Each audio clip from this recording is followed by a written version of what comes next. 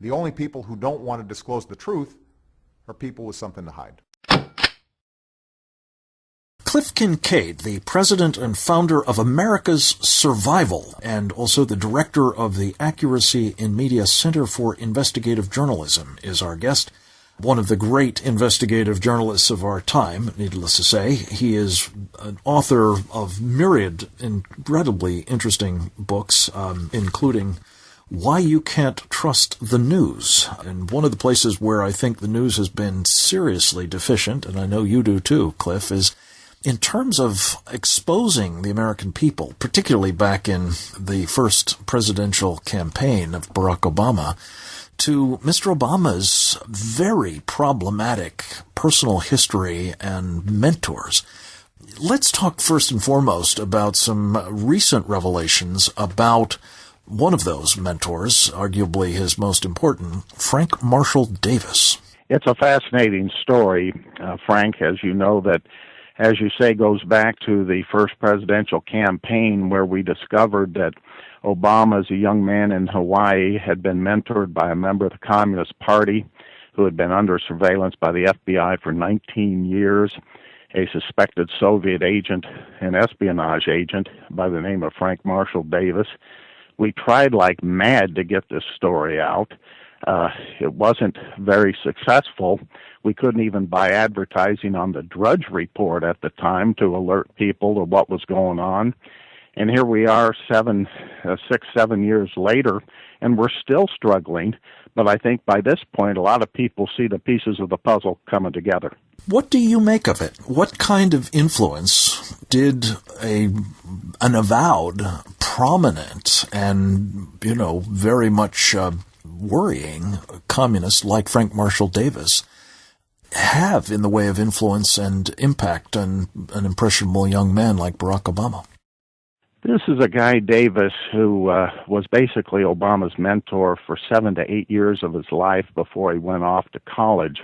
And I think he had the major influence over our president, not only in economic terms. Many people think of Marxism as just an economic theory in terms of inequality and all the fighting the capitalists and all the rest of it, which is a hallmark of Obama, but also in terms of cultural Marxism, because many people forget that Davis was also a pedophile.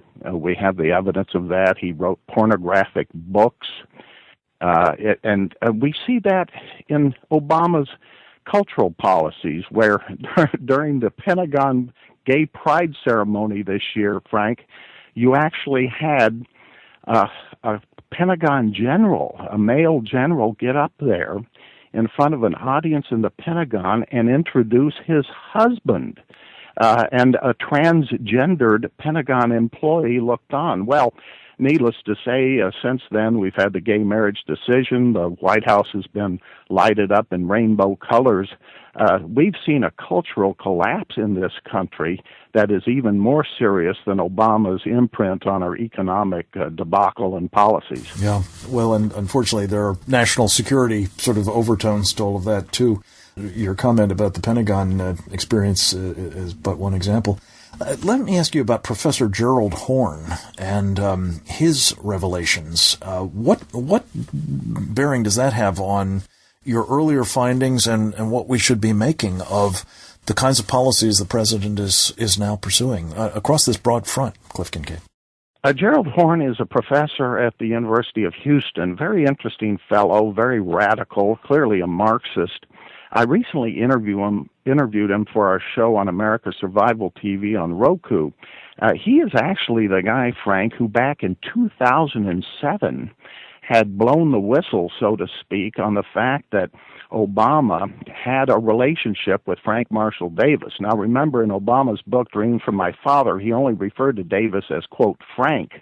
But it was Gerald Horne who said that they were linked, that it was Frank Marshall Davis, and he predicted at this time, and remember, this was at Tamiment Library in New York, where he was speaking on behalf of the Communist Party USA, which had turned over its archives to the library there.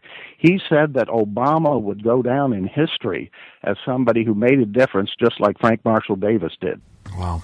There actually was a video that I've seen recently, Cliff Kincaid, of the young Barack Obama as the editor of the Harvard Law Review, talking about Frank Marshall Davis, rather more explicitly than he did in the book. That is an interesting development.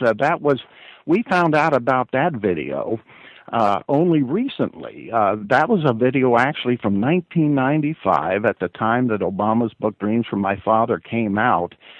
This almost came out of nowhere, but it was an appearance of Obama at a Cambridge library when he was editor of the Harvard Law Review, in which he openly, at that time, talked about Frank being Frank Marshall Davis. And he said Frank Marshall Davis had, quote, schooled him on the nature of white racism, basically confirming what we had been reporting all these years. But, of course, this video just suddenly surfaced 7 years later. Cliff, let me just point it boldly here. Do you think that what we've got in the White House, in President Obama, is a kind of Manchurian candidate, a guy who clearly was imbued with these very radical and anti-American beliefs and policy predilections, and is now implementing them? I think clearly Obama is a Marxist in terms of economics and cultural policies. It's funny, when I recently interviewed Gerald Horne, I asked him about his speech back in 2007, identifying Frank Marshall Davis and Obama, and I said, what do you think about the impact that he's had? And Horne said, I wouldn't say he is a Manchurian candidate, but Horne said that at the same time, he couldn't understand why the media didn't put two and two together and figure out that Frank was Frank Marshall Davis back there in 2008. And I said, well, we figured it out. We saw your speech. We reported it. He denied. He said, oh, no. He's not a Manchurian candidate. And despite what Obama says about Davis schooling him on white racism, that Horne said that Obama really hasn't been that radical. Well, I think Gerald Horne is disinforming, and he's got to be in his heart pretty pleased. Well, pleased on the one hand, and certainly his view of what would be radical skews the curve, doesn't it?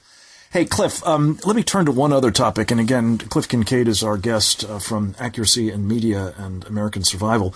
You are one of the country's living authorities on various communist operations. The only people who don't want to disclose the truth are people with something to hide.